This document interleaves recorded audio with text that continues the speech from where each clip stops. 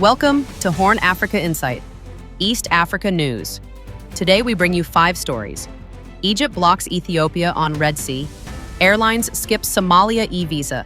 Tanzania's Hassan wins 98%. Ethiopia pushes sea access. And an opinion piece that Ethiopian general wants Ethiopia-Eritrea deal. Facts now. #HornAfrica Insight.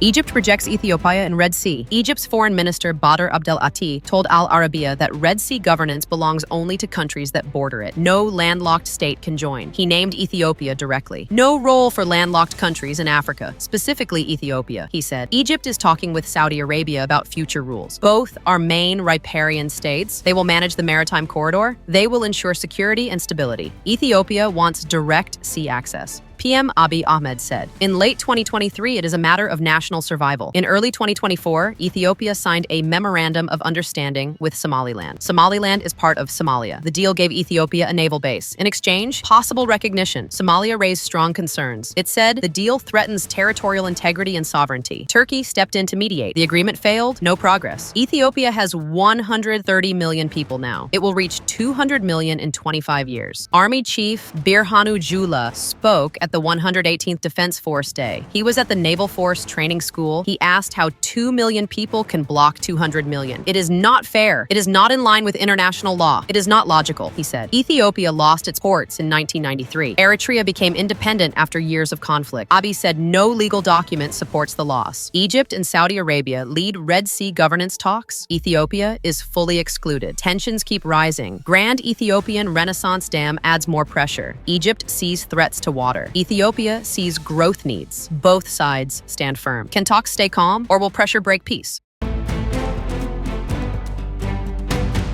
Flydubai ignores Somalia e-visa. Flydubai flew passengers to Hargeisa without Somalia's e-visa. Ethiopian Airlines did the same earlier. Somalia made e-visa mandatory for all entries. This includes Somaliland. The rule centralizes border control. It brings visa revenue to Mogadishu. Hargeisa rejected the policy. It told all airlines to ignore the federal e-visa. Airlines that follow Mogadishu face bans in 15 days. Somaliland has its own government. It has military, currency, and institutions. It operates independently for over 30 years. No country recognizes it. Airlines now treat it as separate. They follow Hargeisa rules. This undermines Mogadishu's control. The federal government loses visa fees.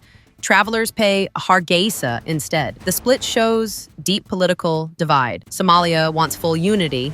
Somaliland wants independence. Past talks collapsed. No agreement. More airlines may join Flydubai. Ethiopian Airlines already did. Revenue loss hurts federal budget. Somalia controls airspace. But ground access differs. Airlines risk bans from Mogadishu, or they keep flying to Hargeisa. The standoff grows. Somalia may tighten airspace rules. Hargeisa may push more airlines. The divide deepens. International carriers pick sides. This affects travelers. It affects trade. It affects politics. The e-visa fight is small, but it shows big problems. Somalia wants control. Somaliland wants freedom. Will this force new dialogue or more isolation?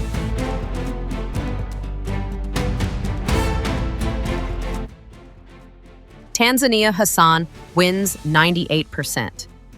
Amid protests, Tanzania's Electoral Commission declared President Samia Suluhu Hassan winner. She got 97.66% of the vote. She won every constituency. Hassan took power in 2021. John Magufuli died suddenly. She spoke in Dodoma. She received the winner's certificate. Tanzanians voted for a female leader, she said. Now it is time to unite. Security will maintain peace. Opposition Chadema was barred. Spokesman John Kitoka called it a mockery of democracy. We want a fresh election, he told AFP. Protests turned violent. Demonstrators burned banners. They set government buildings on fire. Police fired tear gas. They shot guns. Internet was restricted. NetBlocks reported cuts in several cities. Chadema says 800 people died. UN reports at least 10. Government denies high numbers. Foreign Minister Combo said no excessive force.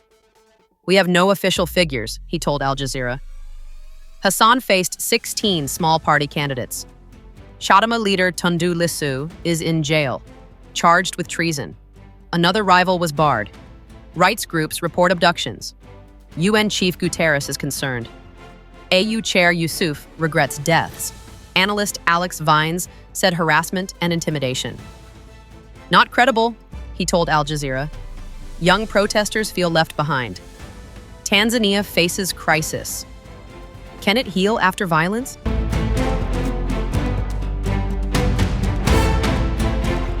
Ethiopia's Chief of Defense Forces, Field Marshal Birhanu Jula, has sparked renewed debate over Ethiopia's ambition to secure direct access to the Red Sea. Speaking at the Naval Training School, the Field Marshal questioned the fairness of the current regional setup, noting that Ethiopia, a landlocked nation of more than 130 million people, is projected to reach 200 million within 25 years. He asked pointedly, how can 2 million people block 200 million from the sea? The remark comes after the collapse of the controversial Ethiopia-Somaliland Memorandum of Understanding, which faced strong opposition from Somalia, citing violations of its sovereignty. Despite Turkey's mediation efforts, talks have yielded no concrete outcome. Jula said Ethiopia's loss of coastal access was the result of both historical rivalries and domestic missteps, vowing that the country will continue to strengthen its armed forces to secure its rightful access. However, critics argue that such rhetoric risks escalating tensions. Analysts warn that Prime Minister Abiy Ahmed, once celebrated with a Nobel Peace Prize in 2019, now faces accusations of militarizing foreign policy. Regional analyst Abdel Khalek cautioned that any confrontation could threaten millions and destabilize the Horn of Africa. In response, Prime Minister Abiy has reiterated that Ethiopia seeks only peaceful solutions, framing Red Sea access as a legal, historical, and economic necessity. Ethiopia's growth benefits all its neighbors, he said, adding that shared prosperity remains the country's goal. Following recent dialogue, Somalia has agreed to technical discussions, though no joint work plan has been finalized. Abiy emphasized that no formal institution ever decided Ethiopia's loss of coastline in 1993, saying, ኢትዮጵያን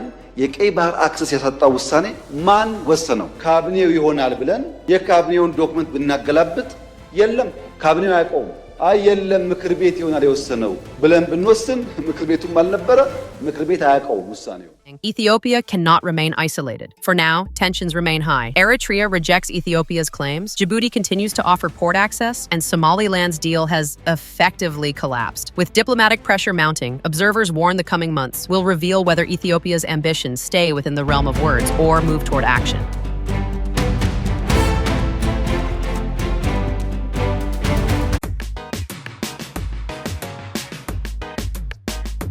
Bacha Debele has urged renewed cooperation between Ethiopia and Eritrea on Red Sea access, describing maritime linkage as essential for both nations' survival and progress. In a policy letter circulated this week, the general emphasized that Ethiopia's loss of ports in 1993, following Eritrea's independence, has left the country landlocked, while Eritrea itself, he said, has stagnated under President Isaias Afwerki's autocratic rule. According to Debele, autocracy replaced governance and the economy stopped moving forward. He argued that the legal framework surrounding Eritrea's secession should be reviewed, noting that no formal document ever explicitly severed Ethiopia's maritime entitlement. Prime Minister Abiy Ahmed echoed this concern on October 28th, asking for official proof of any such decision. General Debele also accused Eritrea of destabilizing the region, citing allegations of arming insurgents, trafficking weapons and people, and undermining its own sovereignty in the process. Still, he stressed that Ethiopia respects existing borders and remains committed to dialogue and peaceful cooperation. He pointed to the 2018 peace agreement, which briefly reopened borders and boosted trade, people-to-people ties, and mutual trust. Debele argued that the Red Sea could unite rather than divide the two nations through joint port management, logistics cooperation, and shared prosperity. But he cautioned that Ethiopia's patience is not limitless, referencing a recent letter to the United Nations that warned of possible consequences if peaceful solutions continue to stall. The region stands at a crossroads, as the general wrote. Cooperation or conflict, history will judge. The choice is clear. Eritrea must act. Ethiopia waits, but not forever. From Red Sea to protests, the Horn faces choices. If you enjoyed this episode, hit like, share, and subscribe for more East African updates. Follow us on X for daily insights. This is HornAfrica Insight, where East Africa's story shines.